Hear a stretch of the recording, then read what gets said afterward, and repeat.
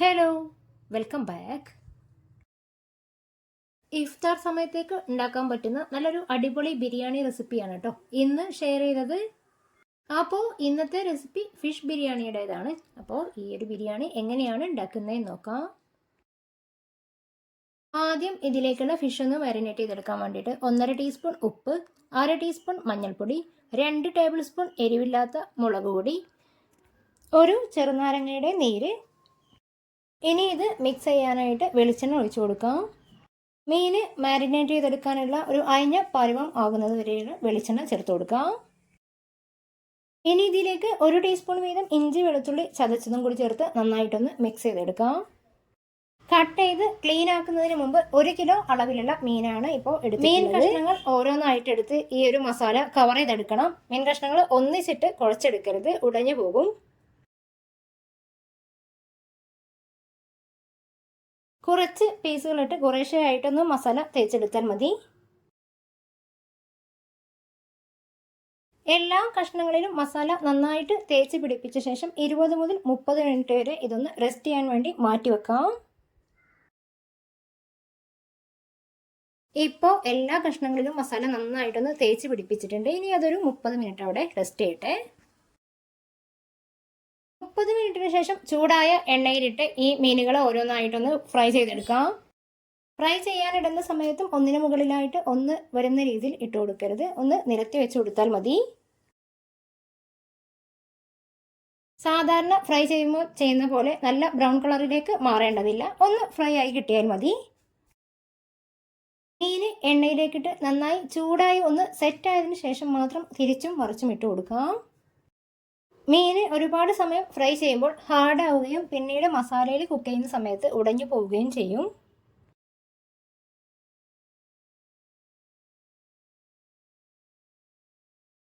ഈ ഒരു പരുവമാകുമ്പോൾ ഇനി എണ്ണയിൽ നിന്ന് കോരി മാറ്റാം.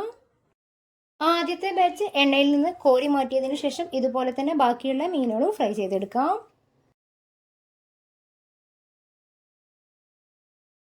ഇനി മസാല തയ്യാറാക്കാനായിട്ട് ഒരു വലിയ പാത്രം എടുത്തിട്ടുണ്ട്. ഇതിലേക്ക് ഫ്രൈ ചെയ്ത് വെച്ച ഓയിൽ ഒഴിച്ചു കൊടുക്കാം.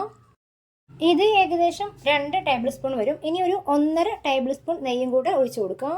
ഓയിൽ നന്നായിട്ട് ചൂടായ ശേഷം 2 വലിയ സവാള നീളത്തിലരിഞ്ഞതും 1/2 ടീസ്പൂൺ ഉപ്പും കൂടെ ചേർത്ത് സവാള നന്നായിട്ട് വഴറ്റിയെടുക്കണം.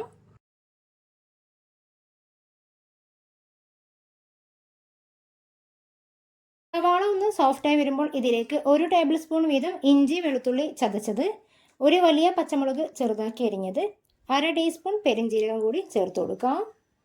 ഇഞ്ചി വെളുത്തുള്ളിയുടെ പച്ചമണം മാറുന്നത് വരെ ഒന്ന് വഴറ്റി കൊടുക്കണം. ഇനി ഇതിലേക്ക് 2 വലിയ തക്കാളി അരച്ചത് ചേർത്ത് കൊടുക്കാം. തക്കാളി ചെറുതാക്കി അരിഞ്ഞു കൊടുത്താലും മതി. ഇത് നന്നായിട്ടൊന്ന് വഴന്ന് കിട്ടണം. ഒരു 5 മിനിറ്റ് ലോ ഫ്ലെയിമിൽ അടച്ചു വെച്ചൊന്ന് കുക്ക് ചെയ്തെടുക്കാം. നല്ലോണം ഒന്ന് സോഫ്റ്റായി കിട്ടാൻ വേണ്ടിയിട്ടാണ്.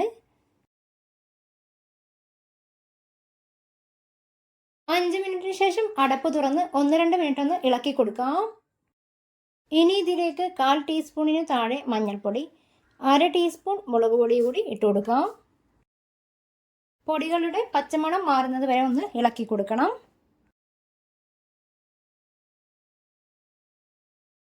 1 ടീസ്പൂൺ കുരുമുളക് പൊടിയും കുറച്ച് മല്ലിയില അരിഞ്ഞത് കൂടെ ചേർത്ത് കൊടുക്കാം.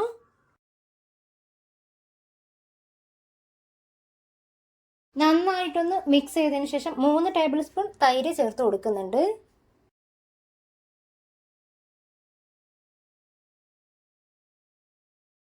തൈരും കൂടി ചേർത്ത് വീണ്ടും 1-2 മിനിറ്റ് നന്നായിട്ടൊന്ന് ഇളക്കിയ ശേഷം നേരത്തെ ഫ്രൈ ചെയ്ത് വെച്ച മീനിൽ നിന്ന് പകുതി എടുത്ത് ഇതിന് മുകളിൽ ഒന്ന് നിരത്തി കൊടുക്കാം. മീനിൻ്റെ ഒരു ഫ്ലേവർ മസാലയിലേക്ക് കിട്ടാൻ വേണ്ടിയിട്ടാണ് ഇങ്ങനെ ചെയ്യുന്നത്. ഇനി അടച്ചു വെച്ച് 2 മിനിറ്റ് ലോ ഫ്ലെയിമിലൊന്ന് കുക്ക് ചെയ്തെടുക്കാം. 2 മിനിറ്റിന് ശേഷം അടപ്പ് തുറന്ന് മുകളിൽ കുറച്ച് മല്ലിയില കൂടി വിതറി ഫ്ലെയിം ഓഫ് ചെയ്ത് അടച്ചു വെക്കാം.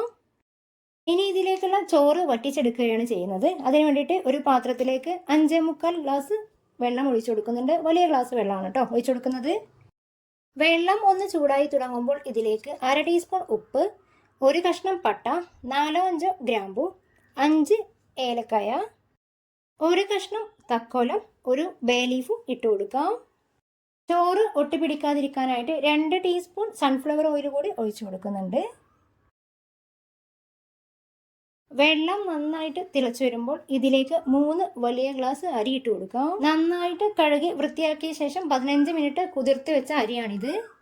വെള്ളം വറ്റി ചോറ് വേവാകുമ്പോൾ ഫ്ലെയിം ഓഫ് ചെയ്യാം. ചോറ് നന്നായിട്ട് കുക്കായതിനു ശേഷം നേരത്തെ തയ്യാറാക്കിയ മസാലയുടെ മുകളിലേക്ക് ചോറിട്ട് കൊടുക്കാം. മുഴുവൻ ചോറും ഇട്ട് കൊടുത്തതിന് ശേഷം മുകളിലൊന്ന് ലെവൽ ചെയ്തെടുക്കണം.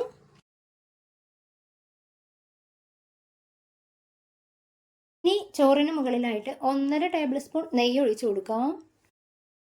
കുറച്ചധികം മല്ലിയില പുതിനയില അരിഞ്ഞത് ഇട്ട് കൊടുക്കാം. ഇതിനു മുകളിലായിട്ട് നേരത്തെ ഫ്രൈ ചെയ്ത് കുക്ക് ചെയ്ത് വെച്ച മീന് ഇതിനു മുകളിലായിട്ടൊന്ന് നിരത്തി വെച്ച് കൊടുക്കാം.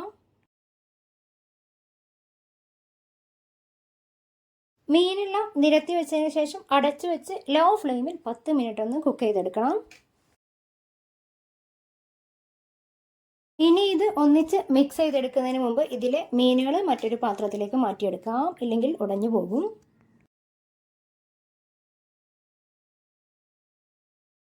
ഇനി ചോറും മസാലയും കൂടെ മെല്ലെ മെല്ലെ ഒന്ന് മിക്സ് ചെയ്തെടുക്കണം. അപ്പോൾ വളരെ ടേസ്റ്റിലുള്ള നമ്മുടെ അടിപൊളി ഫിഷ് ബിരിയാണി ഇവിടെ റെഡി ആയിട്ടുണ്ട്. ഇനി ചൂടോടെ തന്നെ സെർവ് ചെയ്യാം. ഇഫ്താറിന് ട്രൈ ചെയ്യാൻ പറ്റിയ വളരെ അടിപൊളിയായിട്ടുള്ള ഒരു ബിരിയാണി റെസിപ്പിയാണ്. നിങ്ങൾ എൻ്റെ ചാനൽ ആദ്യമായിട്ടാണ് കാണുന്നതെങ്കിൽ സബ്സ്ക്രൈബ് ചെയ്യാനും ഷെയർ ചെയ്യാനും സപ്പോർട്ട് ചെയ്യാനും ഒന്നും മറന്നു പോരുതേ. പുതിയൊരു വീഡിയോയുമായോ റെസിപ്പിയുമായോ കാണുന്നത് വരേക്കും ബൈ.